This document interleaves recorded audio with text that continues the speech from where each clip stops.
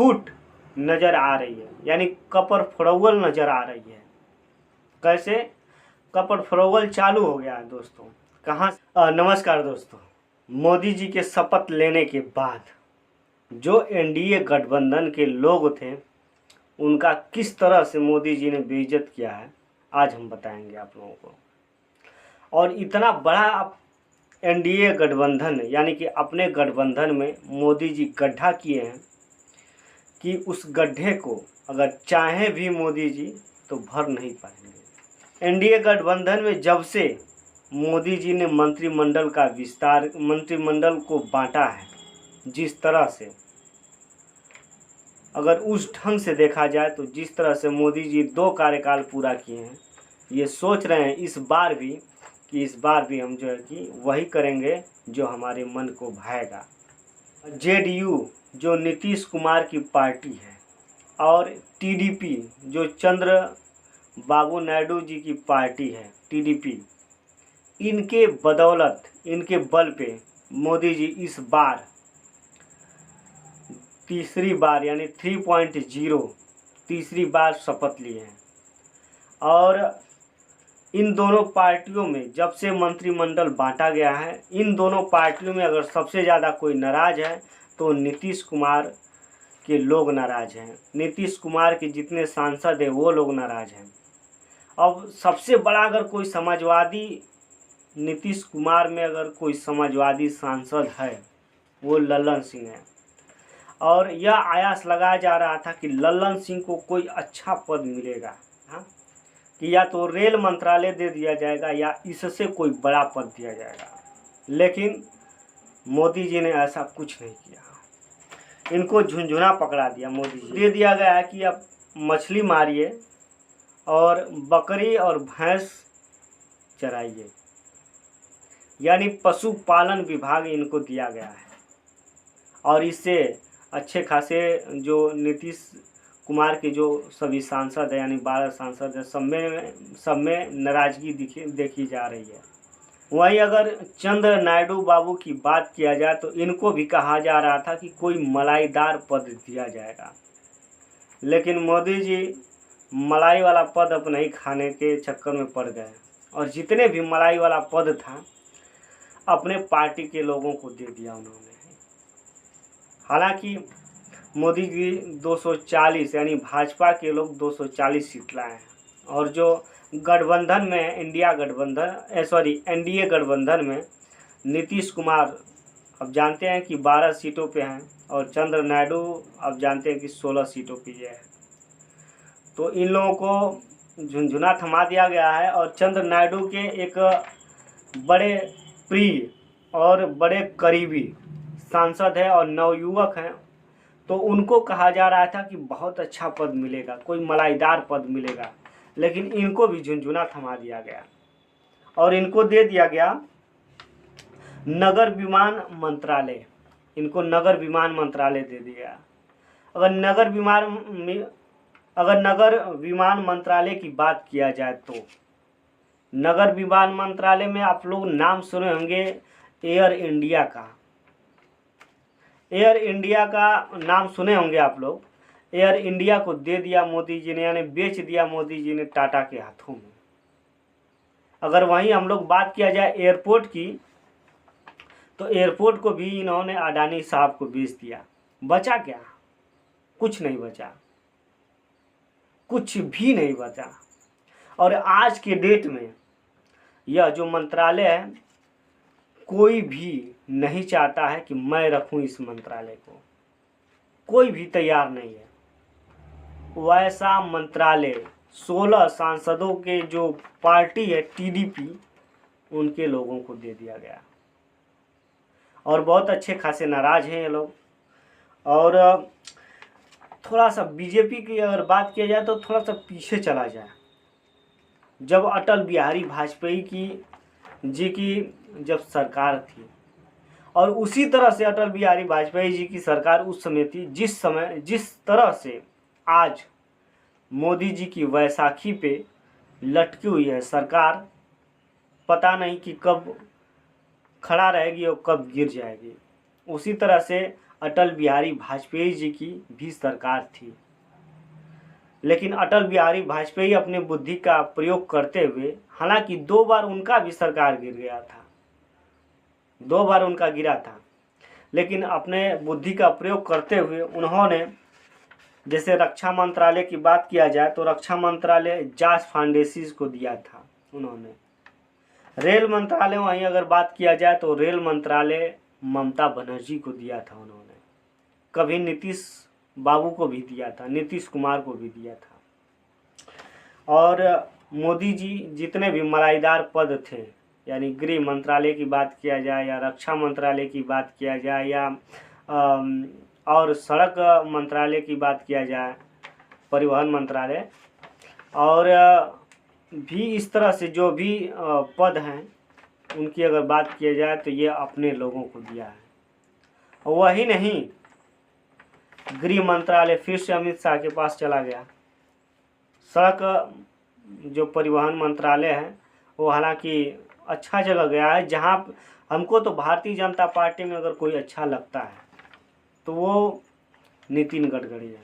हालांकि जो मंत्रालय उनके पास पहले से था वो फिर रिपीट कर दिया गया इस बार भी, यानी 2024 में जब शपथ लिए हैं मोदी जी, फिर उनको रिपीट कर दिया गया है। तो जितना बड़ा पद था, बढ़िया पद था, मोदी जी ने जो है कि अपने लोगों को दे दिया गया। टीडीपी यानी कि नायडू जी के लोग सोच रहे थे कि हमें गृह मंत्रालय दे दिया जाएगा, लेकिन गृह मंत्रालय को नहीं दिया गया।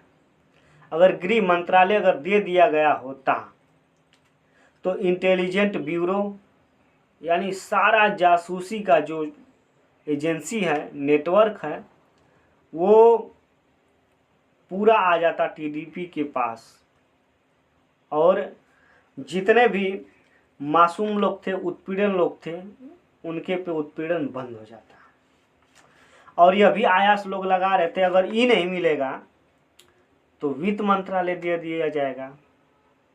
आप लोग जानते हैं कि वित्त मंत्रालय में इस बार जिसको पिछले समय रखा गया था और उसको अब भी रखा गया। वित्त मंत्रालय में आ जाता है ईडी, आईटी सेल वालों जो हैं लोग, वो भी आ जाते हैं, यानी कि, और इनकम टैक्स भी आ जाता है। तो ये सब आ जाते हैं, और आने के बाद अगर टीडीपी के पास हो जाता तो कुछ हद तक थोड़ा सा ठीक रहता। मोदी जी ने यह सोच लिया था क्या, मंत्रिमंडल जो बांटे हैं उससे पहले यह सोच लिया था क्या मोदी जी ने कि 2 बार जिस तरह से मोदी जी अपने मनमानी किए हैं उसी तरह से इस बार भी करेंगे। हालांकि फूट नज़र आ रही है, यानी कपर फरोवल नज़र आ रही है। कैसे कपर फरोवल चालू हो गया है दोस्तों? कहाँ से? महाराष्ट्र से। महाराष्ट्र में सरकार गिरने वाली है और इंडिया गठबंधन की सरकार बनेगी वहाँ पे, और शुरू हो गया है। हालांकि कई सारे वीडियो महाराष्ट्र से आए हैं। एकनाथ शिंदे जो हैं वो बड़े नाराज चल रहे हैं कि इस तरह से मोदी जी को नहीं करना चाहिए था। अब बताइए, जिनके पास 5 सांसद हैं, 5 सांसद, उनको मंत्रिमंडल में शामिल कर लिया गया। जिनके पास 2 सांसद है, 2 सांसद छोड़िए, 1 सांसद जिनके पास है उनको मंत्रिमंडल में शामिल कर लिया गया। यानी उन्हीं की बात कर रहा हूँ, बिहार के जीतन मांझी का, उनका 1 सांसद है और उनको मंत्रिमंडल में शामिल कर लिया। और महाराष्ट्र में तो 7 सांसद थे, 7 सांसद थे, उनको मंत्रिमंडल में नहीं शामिल किया है। उनको भी आयास लगा रहे थे वो कि हमें कुछ मिल सकता है बढ़िया मंत्रालय। जब उनको मिल सकता है तो हमको तो मिल ही सकता है, लेकिन उनको नहीं दिया गया और वहाँ से चालू हो गया है। और जिस तरह से बैसाखी पे यह सरकार इस समय है, मोदी जी तीसरी बार प्रधानमंत्री बने हैं, तीसरी बार शपथ लिए हैं, जिस तरह से मंत्रिमंडल का विस्तार किया गया यानी बांटा गया है। और क्या लगता है आप लोग, क्या इसके बारे में आप लोग सोच रहे हैं? अगर इसी तरह से चलता रहा तो हमने गाजीपुर ज़िले में जो पारसनाथ राय जो हैं भारतीय जनता पार्टी से टिकट पाए थे, और वहीं सपा की बात किया जाए तो अफजाल अंसारी टिकट पाए थे, और वहीं अगर बसपा की बात कर लिया जाए, बीएसपी की बात कर लिया जाए तो डॉक्टर उमेश सिंह थे। हमने कहा था पारसनाथ राय जी को कि आप 2 लाख वोटों से जनता कह रहे कि आप हारेंगे। हाजीपुर में हमने जो है कि जब चुनावी चर्चा किया है कल के डेट में, जब से आपका नाम घोषणा हुआ है, तो लोग कह रहे हैं कि 2 लाख वोटों से आप हार जाएंगे, ऐसा मतलब समाज में आ रहा है। आज तो मैं कभी हारा नहीं। मैंने कहा ना, मैं एक सैनिक हूँ और सैनिक की तरह लड़ता हूँ। आज तक एक ही चुनाव लड़ा, निर्विरोध हो गया जी। तो प्रारंभ में ही निर्विरोध हो गया। तो मुझे तो नहीं लगता कि भगवान की कृपा से ऐसे दिन मुझे देखने पड़ेंगे। हालांकि 1 लाख 1.5 लाख के नीचे ही वोटों से जो है कि ये हारे हैं। 4 लाख वोट पाए थे शायद ये, और 5 लाख के 5.5 लाख के करीब अफजाल अंसारी जी को। एक्यूरेट आंकड़ा आप देखेंगे इलेक्शन कमीशन के वेबसाइट पे तो मिल जाएगा। हार गए, और कहीं ना कहीं 6 महीना साल भर जाते आपको क्या लगता है कि सरकार गिरेगी कि नहीं? गिर सकती है। इसी तरह से चलता रहा और इसी तरह से नाराजगी बढ़ती रही। और वही अगर बात किया जाए तो कांग्रेस पार्टी की अगर बात किया जाए तो कांग्रेस पार्टी में अगर कोई चाणक्य है, जिस तरह से मोदी भाजपा में जो गोदी मीडिया है वो लोग चाणक्य बताते हैं अमित शाह को, उस तरह से कांग्रेस पार्टी में भी चाणक्य है डीके शिव कुमार।